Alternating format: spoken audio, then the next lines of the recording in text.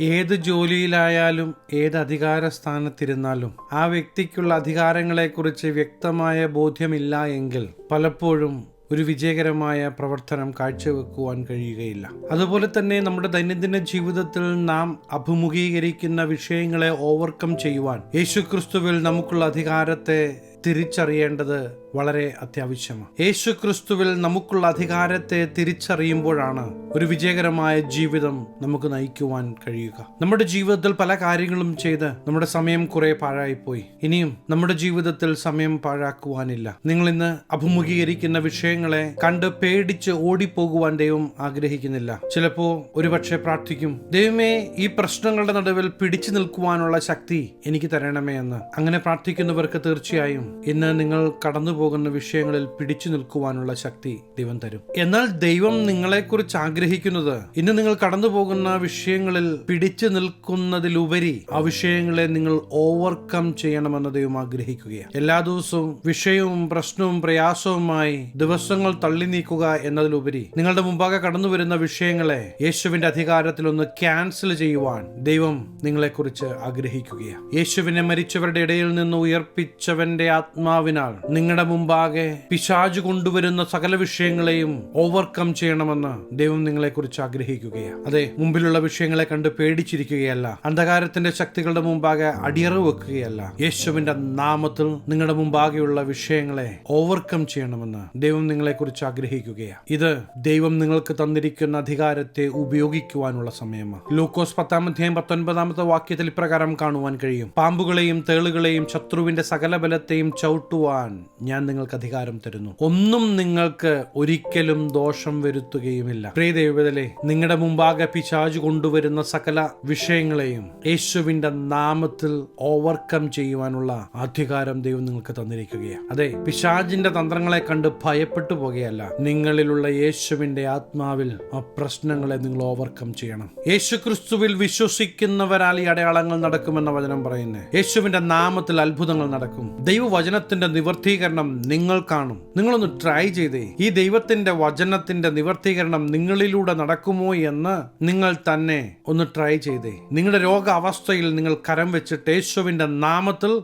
സൗഖ്യമാകാൻ കൽപ്പിച്ചേ. നിങ്ങൾ വിശ്വസിക്കുന്നെങ്കിൽ നിങ്ങൾ അപ്രകാരം പ്രാർത്ഥിക്കുമ്പോൾ തന്നെ ദൈവത്തിന്റെ പ്രവൃത്തി നിങ്ങളുടെ ജീവിതത്തിൽ വെളിപ്പെടുന്നു നിങ്ങൾക്ക് കാണുവാൻ കഴിയും. ദൈവവചനത്തിന് മാറ്റമില്ലാത്തത് കൊണ്ട്, ദൈവവചനത്തിന് ദൈവത്തോളം തന്നെ ശക്തിയുള്ളത് കൊണ്ട്, ദൈവം പറഞ്ഞ വാക്കുകൾ അതുപോലെ തന്നെ നിവർത്തീകരിക്കപ്പെടേണ്ടതുകൊണ്ട്, പ്രിയ ദൈവത്തിലെ, ദൈവവചനത്തിന്റെ നിവർത്തീകരണം ദൈവവചനത്തിൽ വിശ്വസിക്കുന്ന നിങ്ങളിലൂടെ വെളിപ്പെടുന്നത് നിങ്ങൾക്ക് കാണുവാൻ കഴിയും. ഇന്നത്തെ ശബ്ദം കേൾക്കുമ്പോൾ ഈ അധികാരത്തെ തിരിച്ചറിയണം. നമ്മുടെ കഴിവ് കൊണ്ടോ, നമ്മുടെ ബലം കൊണ്ടോ, നമുക്കുള്ള ആരോഗ്യം കൊണ്ടോ, നമ്മുടെ സൗന്ദര്യം കൊണ്ടോ, നമ്മുടെ പണം കൊണ്ടോ ചെയ്യാൻ കഴിയാത്തതാണ്, നേടുവാൻ കഴിയാത്തതാണ് ദൈവം തരുന്ന അധികാരം. ഇതൊരു നിയുക്ത അധികാരമാണ്. പോലീസുകാരന്റെ വലിപ്പമോ ബലമോ കണ്ടിട്ടല്ല അദ്ദേഹം കൈ നീട്ടുമ്പോ വാഹനം നിൽക്കുന്നത്. എന്റെ ശബ്ദം കേൾക്കുന്ന പ്രിയ സ്നേഹിത, നമ്മുടെ പാരമ്പര്യമോ കുലമഹിമയോ വിദ്യാഭ്യാസമോ ഒന്നും കണ്ടിട്ട് പ്രവർത്തിക്കുന്ന ഒരു യേശുവിനെ കുറിച്ചല്ല ഞാൻ പറയുന്നത്. സാധാരണക്കാരിൽ സാധാരണക്കാരായ വ്യക്തികളിലൂടെ ദൈവത്തിന്റെ പ്രവൃത്തി വെളിപ്പെടുത്തുവാൻ ദൈവം ആഗ്രഹിക്കുന്നു. യേശുക്രിസ്തുവിന്റെ ഇഹലോക ജീവിതകാലത്തും അപ്രകാരം തന്നെയായിരുന്നു. സാധാരണക്കാരിൽ സാധാരണക്കാരായ വ്യക്തി ജീവിതങ്ങൾ